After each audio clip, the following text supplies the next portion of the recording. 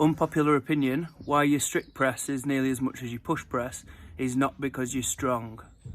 Because you push, it's more likely because your push press technique is shit.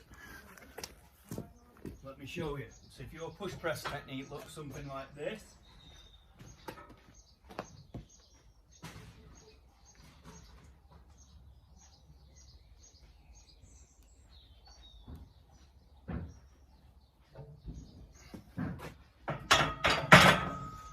then you're holding back what you could achieve with push press massively. So what you can see from there is I'm doing like a small dip. I'm almost like giving myself a bit of a head start on the basically on a strict press really. So where a lot of people go wrong, in my opinion, with push press is they focus getting so strong on strict press, and they get to the point where, right, strict press is getting hard now. I'm getting up to whatever 75-80% of my max overhead, so now we'll add in a little bit of leg drive. So then they'll do that, and yeah, they'll use, most people will be able to do a little bit more than what they can strict press, which they think's good, but it's completely undervaluing the skill aspect of what you can get from push pressing and the benefit that you can get from that. So what I'll show you is just a couple of little technique pointers that you can try that's going to mean you can get a lot more out of your push press, and also what you can do in terms of your program in where to put it in order to acquire this skill. So let's look at how I would recommend push pressing.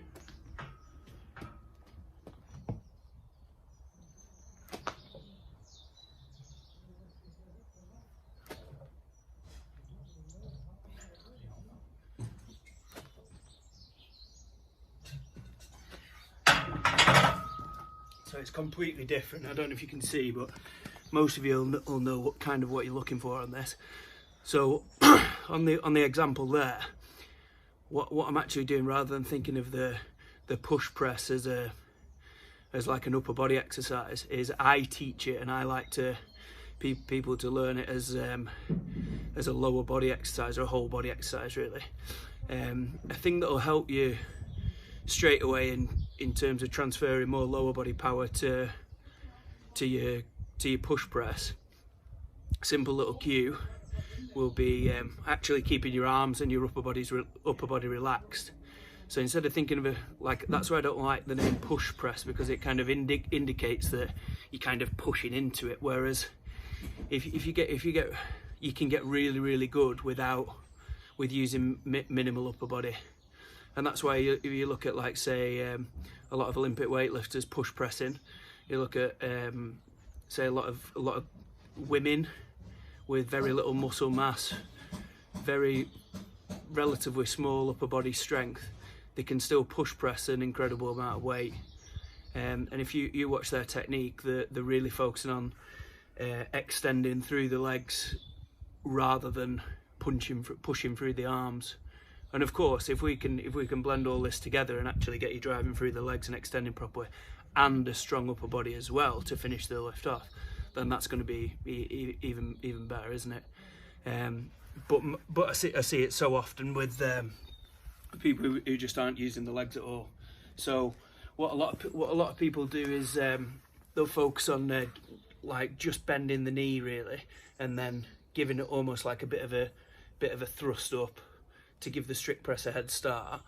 Whereas what I want you to think about is as you dip down, just basically unlocking your hips, your knees and your ankles. So 3 joints there, your ankles, knees, hips, and you're just unlocking those just ever so slightly, and then you're springing up like a jump. So you may have heard the phrase triple extension coined, which is basically just those 3 joints that I've mentioned, your ankles, knees and hips, powerfully extending at the same time, which is going to result in, for very little effort actually, if you get your timing right, very little effort, the bar's going to move off your body very freely, very quickly. So I'll show you just the difference in technique. Number one, I'll show you the one which I see often people who come from like a more bodybuilding kind of background that get into strongman very strong delts and triceps and stuff, who'll use the approach of using the push press when the strict press gets too heavy, and then I'll show you the more weightlifting approach where they're using the leg drive and harnessing the leg drive.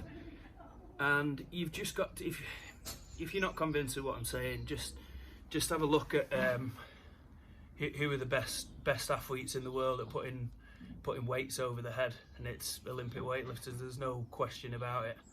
And without going into the benefits of the jerk and stuff, which is beyond the scope of this video, if you can just if you're a if you're like a strongman purist who doesn't want to double dip or doesn't want to jerk, then that's absolutely fine. You can still I've still helped loads of people who don't jerk improve the push press by focusing on driving through the legs and practicing it at appropriate percentages, which I'll talk about in a moment. So just watch. I'm going to use the bodybuilder style first, the strict press push press, and then I'll show you the weightlifter the push press. So we'll go bodybuilder push press. So you see how my heels stay down. I'm just kind of dipping at the knees, giving myself a bit of a head start really. And then I'll go to a weightlifter push press, whereas I'm focusing on the triple extension. So dipping and then driving through.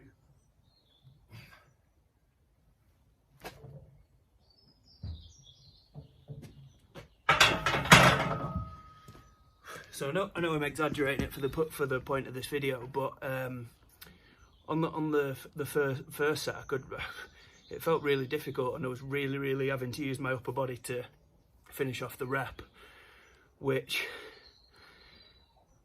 in strongman, if we're doing like if you're doing like obviously a weight for you're doing a maximal lift or you're doing loads and loads of reps, like you really don't want your upper body to be the weakness in the chain. You don't want to think, how often do you see at comps where you get people, they clean up a log or whatever, and then they go for the press and they fail because their upper body's smoked. Whereas if you can get used to using your whole body as a unit more, it's obviously going to be a lot more efficient. So in terms of programming, in terms of what I recommend practicing, would be, especially for you guys that aren't really convinced and you think, well, no, I'm strong, I can strict press whatever anyway, so I'm going to stick with my strict press and my push press. That's going great, that's absolutely fine. But just try plugging in maybe to your squat session or to your upper body session. So take your max overhead, pardon me, take your max overhead and then work out 50% of it, and then do something like, to start off would be do something like 12 sets of 3 with 20 to 30 seconds rest, really focusing on keeping relaxed in the upper body, and then and driving up through the legs, right? And I challenge you that if you focus on keeping the bar path vertical and really driving up through the legs, and imagine you're almost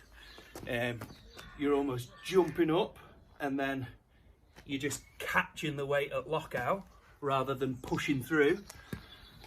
Like if you focus on this over the course of the sets that you practice at that weight, then I will be very shocked if you don't feel yourself actually improve over the course of those sets and actually feel like you're almost a bit excited to go a little bit heavier. So the problem is what people tend to do when they see, say, people like me who are pretty good technically at leg driving their overhead, is they'll go and try some jerks or they'll go and try some push presses or stuff with the technique changes. But the problem is they try and change the technique at too heavy a weight. They'll go 80% of the max or whatever, and they'll tried it with leg drive, but no, it doesn't work for me. Well, no, it's not that it doesn't work for you, it's just that you're trying too heavy. So swallow the ego a little bit and work at lighter weights, 50 to 60%, start building up, alter your technique, and let me know how you get on.